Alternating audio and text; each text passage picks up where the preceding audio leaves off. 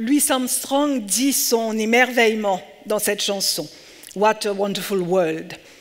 Est-ce que vous avez un jour peut-être imaginé que cette chanson est au fait un hymne ironique?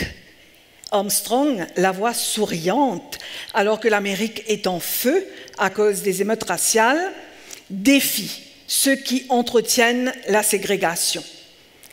The colors of the rainbow, so pretty in the sky, are the faces of people going by. I see friends shaking hands, saying, "How do you do?" But they're really saying, "I love you." Rainbow, love.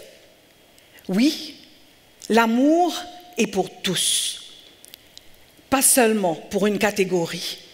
Et pourtant, j'aurais pu transposer cette chanson pour évoquer la situation de celles et ceux qui n'ont pas la liberté de s'aimer.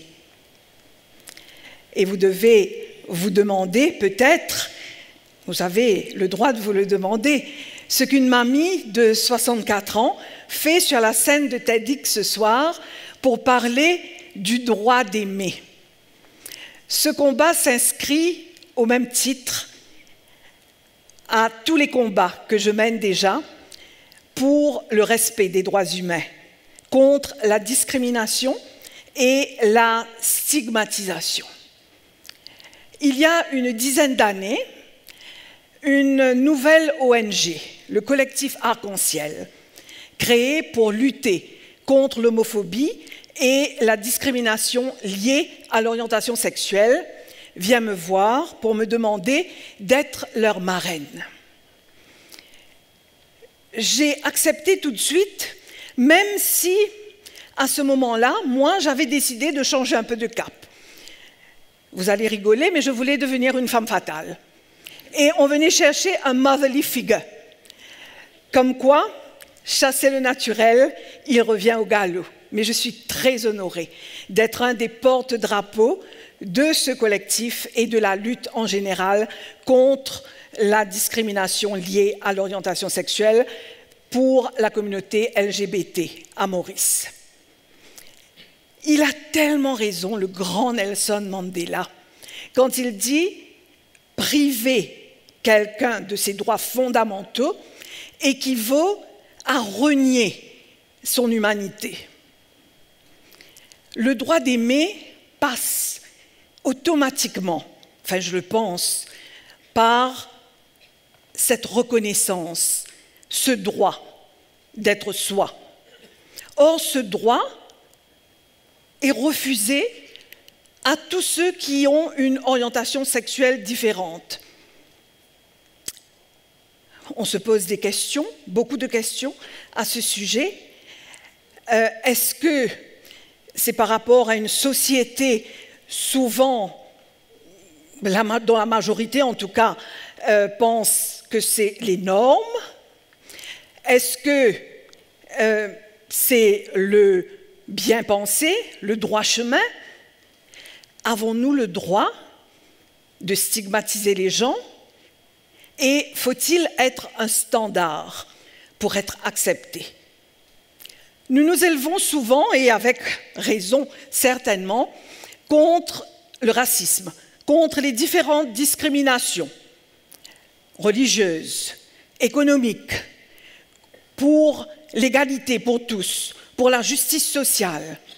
Mais nous devenons soudain frileux quand il s'agit de l'orientation sexuelle. On fait 2 pas comme ça, en arrière. Parce que ces choses-là, on n'en parle pas beaucoup. Est-ce que les lesbiennes, les gays, les bisexuels, les transgenres sont des sous-humains, des sous-citoyens, juste à cause de leur choix de vie?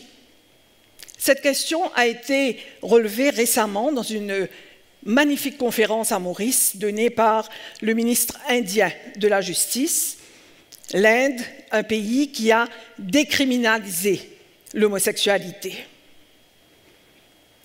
Souvent, nous entendons des remarques insoutenables dans les stades pour des joueurs de foot, à cause de leur couleur de peau. Et nous nous élevons. Nous sommes choqués par ces remarques. Nous sommes choqués quand un poste est refusé à une femme ou quand on choisit plutôt un homme qu'une femme à ce poste parce que cette femme, elle a des enfants en bas âge, elle pourrait avoir d'autres grossesses et absentéisme éventuel.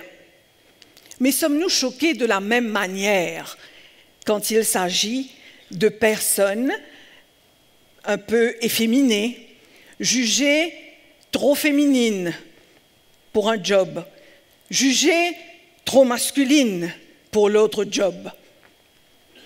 Je repose la question, avons-nous le droit de stigmatiser des personnes par rapport à leur orientation sexuelle? Je comprends que ces choses-là, et je le conçois, sont délicates. On n'en parle pas souvent, ou bien si on en parle, c'est avec des idées bien arrêtées. Mais pour ceux qui sont dans le cas, ils se posent la question, comment en parler avec cette peur au ventre qui vous tenaille? Est-ce que je serai vue de la même façon si j'avoue quelque chose, si je dis qui je suis vraiment? Est-ce que on va m'aimer de la même façon? On va me voir de la même façon? Et on continue, souvent, à cause de cela, avec une vie d'hypocrisie, de mensonges, de faire semblant. Et pour la famille, le choc. Souvent dans le déni, souvent avec un profond sentiment de culpabilité.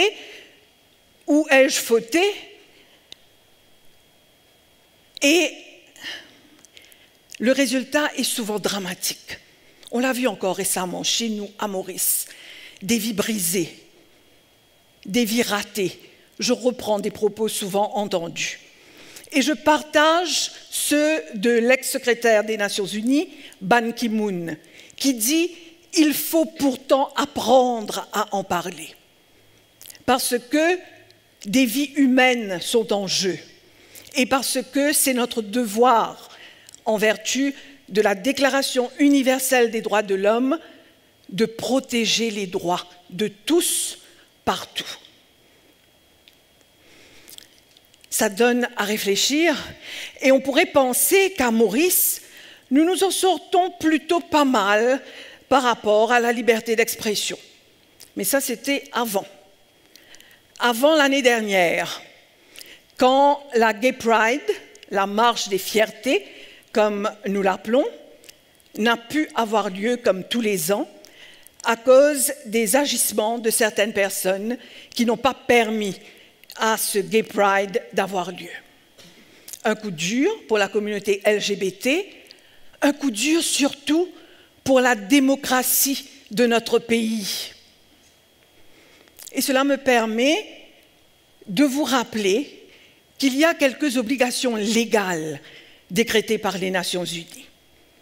Décriminaliser l'homophobie et les personnes transgenres, protéger les personnes contre les traitements inhumains, dégradants, protéger de la violence transphobe et homophobe.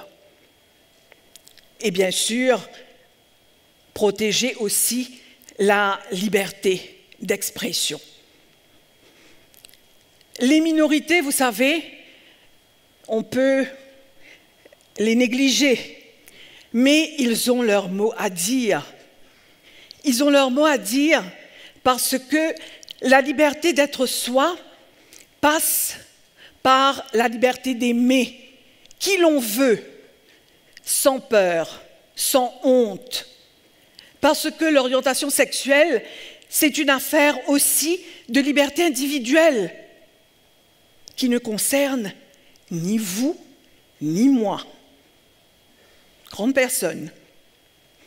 Parce que l'égalité passe aussi par le respect de la dignité et de la diversité des femmes et des hommes qui ont choisi d'être différents.